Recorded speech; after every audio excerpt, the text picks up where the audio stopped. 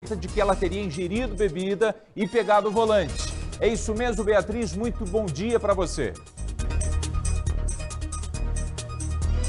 Bom dia, Luciana, doutora Márcia. Bom começo de semana para todos. Exatamente isso. Consta no boletim de ocorrência, viu, Luciana? Consta na fala aí do que os policiais militares repassaram para o escrivão que fez esse boletim de ocorrência, de que a vereadora Maria Letícia, do PV aqui de Curitiba, estava dirigindo sob efeito de álcool. Os policiais militares relataram nesse boletim de ocorrência que ela aparentava ali uma fala difícil, inclusive ali um comportamento de ironia, de exaltação, de arrogância, de agressividade durante a abordagem policial. Há relatos também de dificuldade aí numa caminhada cambaleante, e que isso tudo é considerado indício de embriaguez. Agora, a polícia fez esse boletim de ocorrência baseando nesses indícios porque a vereadora se recusou a fazer o teste do bafômetro no local da ocorrência. O acidente aconteceu por volta das 9 da noite do último sábado na região do Bigorrilho. A vereadora Maria Letícia estava dirigindo o carro acompanhada de uma assessora do gabinete dela quando perdeu o controle da direção e bateu em um carro estacionado. A gente vai acompanhar como foi essa situação com a reportagem da Vanessa Fontanella.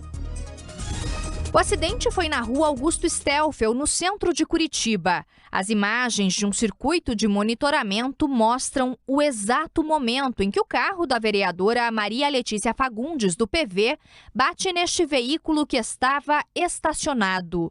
A ocorrência foi atendida por policiais militares do Batalhão da Polícia de Trânsito, que teriam constatado que a vereadora apresentava sinais de embriaguez. De acordo com o boletim de ocorrência, Maria Letícia se recusou a fazer o teste de bafômetro e teria tentado, inclusive, fugir do local do acidente. Não conseguiu porque estava com o eixo dianteiro do carro quebrado. Os policiais relataram ainda que ela estava bastante agressiva, teve que ser colocada dentro do camburão e precisou ser algemada. Além de embriaguez ao volante, a vereadora foi presa por desacato. Ela teria ofendido os policiais, dito que era a vereadora, que chamaria o secretário de Segurança Pública do Paraná, Coronel Hudson Teixeira, e que os agentes iriam se ferrar. No BO consta ainda que ela teria chamado os policiais de assediadores e dito que eles não têm sequer o 2º grau. A vereadora foi levada para a Delegacia de Delitos de Trânsito no bairro Tarumã e prestou depoimento durante a madrugada. A senhora pode falar sobre os fatos nesse momento. A senhora quer falar ou quer ficar em silêncio? Não, chega em silêncio. Com relação à sua prisão e à sua apresentação, teve algum incidente que a senhora gostaria de relatar? No meu entendimento, doutora, houve, considerando a minha faixa etária, eu sou uma idosa, acho que houve um excesso na minha abordagem. Eu fui algemada e colocada no camburão. A vereadora Maria Letícia dormiu na delegacia e permaneceu presa durante todo o domingo. As advogadas deixaram a delegacia sem a vereadora e se recusaram a dar entrevista. Sobre o desacato com os policiais? Não tenho informação sobre isso. E sobre ela estava embriagada? Eu não tenho informação, eu não estava lá. Em nota, a assessoria da parlamentar apenas confirmou que ela se envolveu em um acidente de trânsito após passar mal, que a ocorrência foi registrada pela Polícia Militar e que ninguém se feriu. A Câmara Municipal de Curitiba também se manifestou sobre o caso por meio de nota. O Legislativo informou que ainda não havia recebido nenhuma comunicação oficial das autoridades sobre o caso e que está à disposição para quaisquer esclarecimentos que se façam necessários. Ainda de acordo com a nota, a Câmara ressalta que o exercício do mandato parlamentar exige dos vereadores uma conduta digna e responsável, que atenda às normas legais e respeito aos princípios morais e éticos da sociedade. Todo e qualquer ato que ofenda a legislação serão investigados e responsabilizados, conforme o regimento interno, sem prejuízo da apuração nas demais instâncias competentes. Bom, 11 horas e 55 minutos, estamos de volta. Pois é, Beatriz Frenner. Este acidente, então, no final da noite de sábado, na madrugada já de domingo, final da noite de sábado, madrugada de domingo, a vereadora Maria Letícia Fagundes foi presa, na noite de ontem foi solta. Hoje cedo teve sessão lá na Câmara de Vereadores, sessão plenária. E aí? E a vereadora foi ou não foi, Beatriz? Maria Letícia não compareceu à sessão da Câmara de Vereadores de hoje. Nos bastidores chegou a circular a informação por parte da assessoria de que ela teria um compromisso, uma consulta médica que já estava adiantada, já estava inclusive marcada antes, por isso essa falta dela hoje, então, portanto, na sessão da Câmara de Vereadores. Mas teve pronunciamento na casa em relação a isso. Marcelo Fachinello, que é o presidente, disse que encaminhou já essa situação toda para a Corregedoria da Câmara de Vereadores. O prazo é de 30 dias para investigação por parte da Câmara, e a gente lembra que por conta do recesso que vem aí de fim de ano, a expectativa de que isso tudo se desenrole de fato no ano de 2024. Mas é claro que além dessa averiguação por parte da Câmara de Vereadores, que pode definir uma punição ou um arquivamento em cima da situação da vereadora, também tem toda a investigação que acontece por parte da Polícia Civil, porque caso aí seja realmente confirmado que Maria Letícia estava dirigindo sob efeito de álcool, ela pode incorrer aí a uma resposta penal por crime de trânsito também, Luciano.